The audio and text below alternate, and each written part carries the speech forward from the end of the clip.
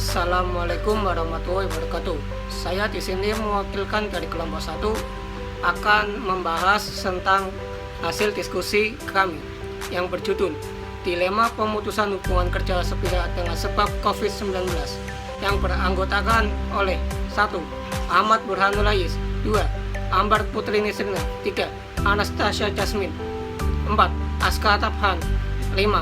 Fitriani Dwi Astuti, 6. Guntur Rizky Mahardika, 7. Ilsa Trimaidiana, 8. Lia Fitriani, 9. M. Agung Prasetyo, 10. M. Arif Gus Rahman, 11. Mufaruk Fasya Sarosa. Nah, apa sih ketenagakerjaan itu? Ketenagakerjaan adalah segala sesuatu yang berhubungan dengan tenaga kerja pada waktu sebelum, selama, dan setelah selesai masa hubungan kerja. Baik pada pekerjaan yang menghasilkan barang maupun pekerjaan yang menghasilkan jasa.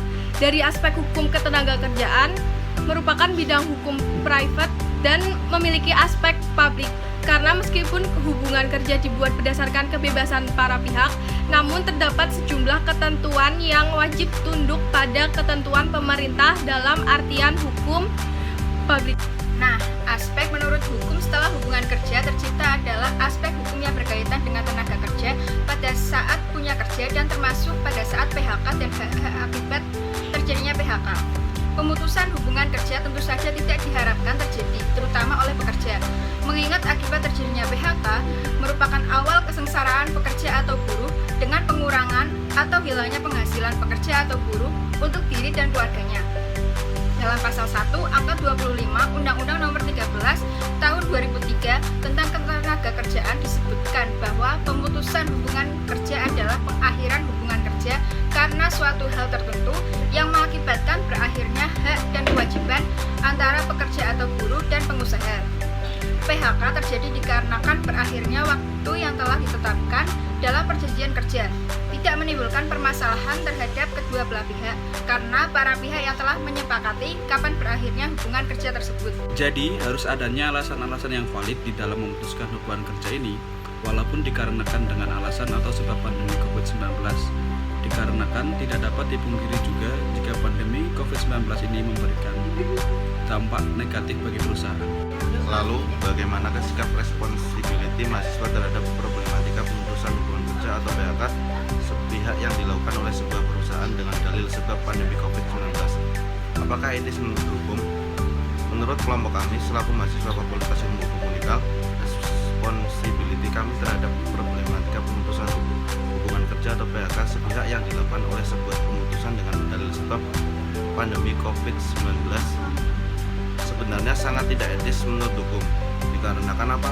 Hal ini dikarenakan melanggar pasal 151 Undang-Undang Nomor 13 Tahun 2003 tentang ketenagakerjaan yang mana perusahaan tidak boleh melakukan pemutusan hubungan kerja atau PHK secara pihak apabila pekerja mematuhi kewajiban yang ditetapkan perjanjian kerja.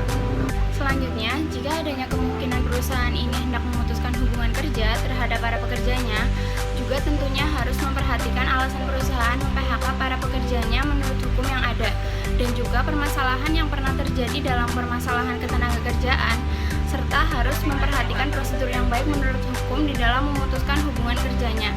Menilik kebijakan PHK yang dilakukan perusahaan menurut hukum harus dilihat dari berbagai sisi, diantaranya kondisi force majeure yang dialami perusahaan, beberapa produk hukum yang bisa menjadi acuan, misalnya pasal 164 ayat 1 Undang-Undang Nomor 13 Tahun 2003 tentang ketenagakerjaan yang menyebutkan perusahaan dapat melakukan PHK terhadap pekerja atau buruh karena perusahaan tutup yang disebabkan perusahaan mengalami kerugian secara terus-menerus selama 2 tahun atau keadaan memaksa.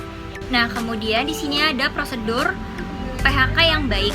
Nah, menurut hukum di dalam memutuskan hubungan kerja ini tidak boleh sembarangan karena ada prosedur hukum yang dipatuhi oleh perusahaan.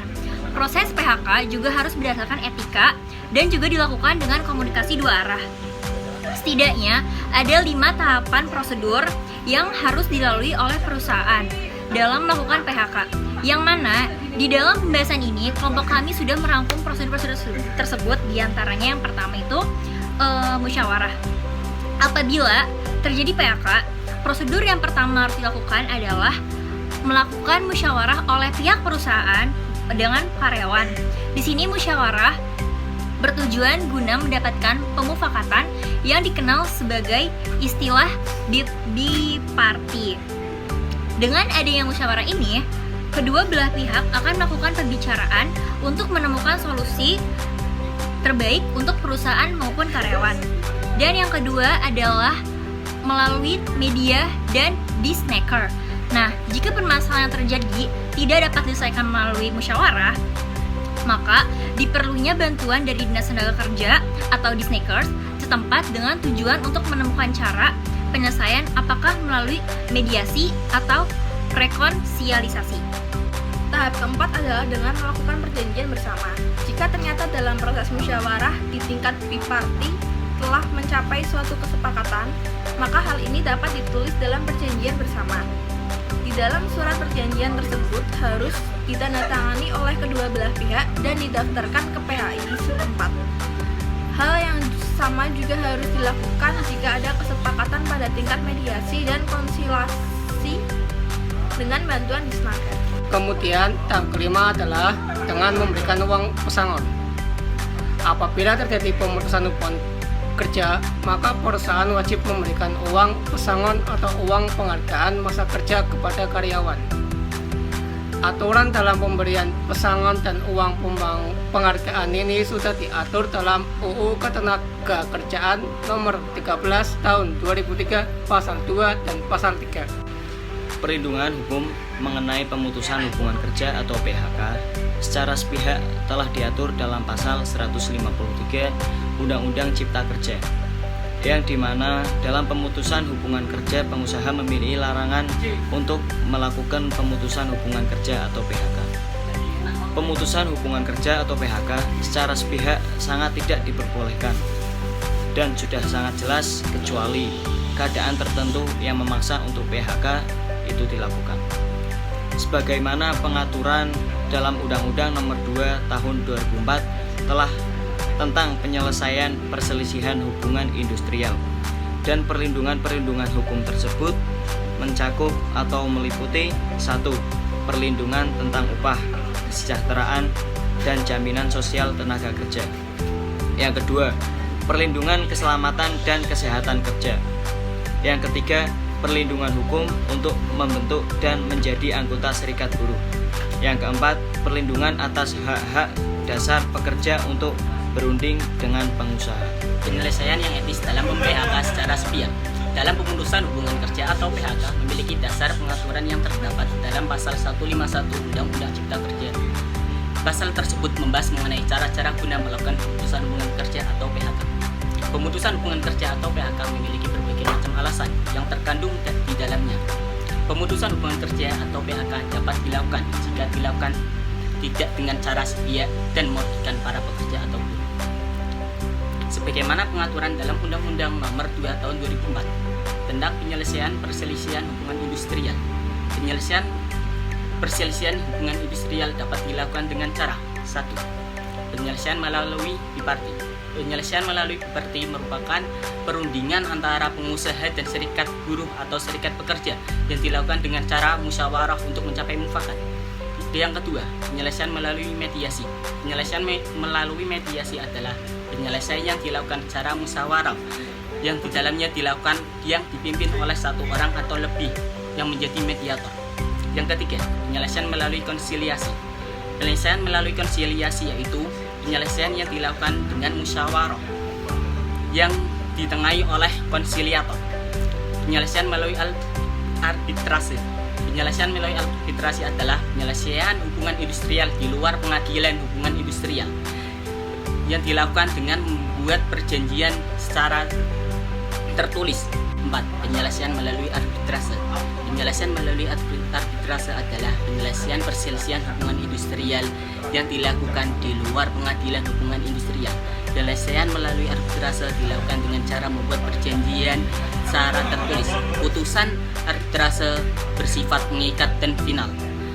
Yang kelima, melalui pengadilan hubungan industrial. Jika penyelesaian melalui biparti, mediasi, konsiliasi, dan arbitrase tidak dapat mencapai kesepakatan, maka bisa dilakukan dengan melakukan gugatan pengadilan hubungan industrial. Kesimpulan yang dapat dikutip dari materi yang dapat kami sampaikan yaitu adanya kemungkinan jika perusahaan hendak memutuskan hubungan kerja terhadap para pekerjanya.